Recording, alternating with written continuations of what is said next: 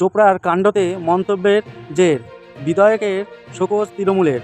উত্তর দিনাজপুরে চোপড়া ব্লকের লক্ষ্মীপুর এলাকায় বসানো এক সালিসি সভার এক যুবতী ও যুবককে বেদর মারধরের অভিযোগ উঠেছিল চোপড়ার স্থানীয় তৃণমূল নেতা আজিমুল ওরফে জেসির বিরুদ্ধে। সেই ঘটনার ভিডিও ভাইরাল হয় সোশ্যাল মিডিয়ায়। সেই ঘটনা নিয়ে বিতর্ক মন্তব্যে জেরে চোপড়ার বিধায়ক হামিদুল রহমানকে শোকজ করল তৃণমূল। চোপড়ার সালিসি সভার যুবক যুবতীকে মারধরের ঘটনা নিয়ে উত্তর রাজ্যের রাজনীতি। সেই ঘটনা নিয়ে বিতর্ক মন্তব্যে জেরে চোপড়ার বিধায়ক হামিদুল রহমানকে শোকজ করল তৃণমূল।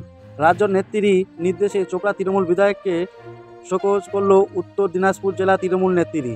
মঙ্গলবার উত্তর দিনাজপুর তৃণমূল জেলা সভাপতি কানাইয়ালাল আগরওয়ালা হামিদুলকে শোকজের চিঠি পাঠিয়েছেন। রাজ্য নেত্রীর নির্দেশে হামিদুলের কাছে ঘটনার কারণ ব্যাখ্যা চাওয়া হয়েছিল। কিসের প্রতীক্ষিতে তিনি এই মন্তব্য করেছেন তাও জানতে চাওয়া হয়েছে। কানাইয়ালাল জানিয়েছেন, আগামী 7 দিনের মধ্যে বিধায়ককে জবাব দিতে বলা হয়েছে। হামিদুল জবাব পাঠালে তা রাজ্য নেত্রীর কাছে পাঠানো হবে বলে জানিয়েছেন তিনি। উত্তর দিনাজপুরে চোপড়া ব্লকের লক্ষ্মীপুর এলাকায় বসানো এক সালিসি সভায় এক যুবতী ও যুবককে বেধড়ক মারধরের অভিযোগ উঠেছিল চোপড়ার স্থানীয় তৃণমূল নেতা তাজিমুল ওরফে জেসিবির বিরুদ্ধে। সেই ঘটনার ভিডিও ভাইরাল হয় সোশ্যাল মিডিয়ায়। সেখানে দেখা যায় মাটি পড়ে যন্ত্রণায় কতরাচ্ছে যুবক যুবতী। তাদের ঘিরে দাঁড়িয়ে রয়েছে বেশ কয়েকজন গ্রামবাসী।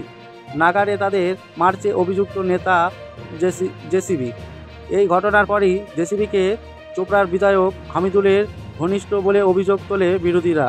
এরপর হামিদুল দাবি করেছিলেন নির্যাতিত যুবতী অসামাজিক কাজে জড়িয়েছিলেন। সেই জন্য গ্রামের সালিসি সভা বলেছিল। গ্রাম নাকি এরকম সভা বসে থাকে বলে জানিয়েছিলেন বিধায়ক। মেয়েটাকে শাসন করতে গিয়ে জেসিবি বাড়াবাড়ি করে ফেলেছে বলে মন্তব্য করলেন। এই সময় মন্তব্যের মাধ্যমে শাসককে মানবতা দিয়ে বিতর্ক জড়ান হামিদুল। এরপরই শোকজ করে তার থেকে জবাব তলব করল দল। চোপড়ার এই ঘটনা নিয়ে ইতিমধ্যেই নিন্দা সরব হয়েছে বিজেপির কেন্দ্রীয় নেত্রী বিশিষ্ট নিয়ে সরব। তৃণমূলও ঘটনার নিন্দা করে দোষীদের বিরুদ্ধে ব্যবস্থা নেওয়ার কথা জানিয়েছেন। তার জেরেই কি এই পদক্ষেপ? রিপোর্ট ইনসাফ টিভি বাংলা।